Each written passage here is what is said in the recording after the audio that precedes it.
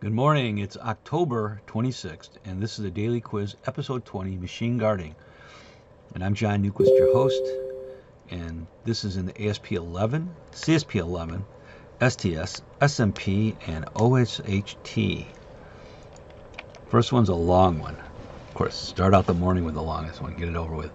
A robotic welding cell operates continuously in a metal fabrication shop. Peter, the robot operator, needs to clear a small jam between the welding fixture and the robotic arm. The teach pendant is powered off, but the main robotic controller remains in automated mode. Thinking the robot cannot move without the pendant, Peter reaches between the arm and the fixture to move the obstruction. Suddenly, the robot cycles on and begins its next weld sequence, pinching Peter's hand. Which of the following procedures would most effectively prevent Peter's injury?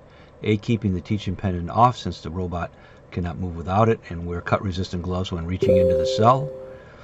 B. Using the robot's built-in single block mode to jog the arm slowly away before reaching in without powering off the main controller. C. Locking out and tagging out the robot's main power supply at the controller, verifying zero energy before reaching in the cell. Or D. Pressing the robot's emergency stop on the teach pendant and relying on that to fully de-energize the robot. Wow. This is the kind of questions that, are tough in the exam because you're tired and you have to read this anyway. You want to lock it out. That's a simple one because it's either machine guarding or lockout.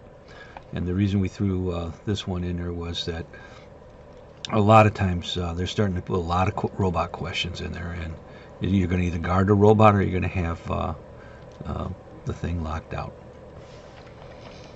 During routine maintenance, a worker replaces the grinding wheel on a bench grinder. The replacement wheel fits the arbor correctly but has not been ring tested before mounting. When powered on, the wheel shatters, sending fragments across the shop floor. Which action would have most effectively prevented this incident? Wearing a full face shield and gloves during startup. B. Performing a ring test to check for cracks before mounting the wheel. C. Running the grinder at full speed for 10 minutes before using it. D. Using a small tool rest clearance to control sparks. They almost give you the answer. You got to do a ring test. That means you'll suspend the wheel, tap it with a non-metallic object, and should make the same sound all the way across. And it detects hidden cracks. The carpenter is using a circular saw to cut plywood sheets. To save time, he removes the lower blade guard because it keeps on snagging the material. During the cut, the saw kicks back, causing a deep hand laceration. What engineering or administrative control would have best prevented this injury? Wearing cut-resistant gloves during every cut. Assigning additional workers to hold the material steady. C. Using a larger saw blade to reduce vibration. D. Ensure the saw's lower blade guard remains in place and functional at all times.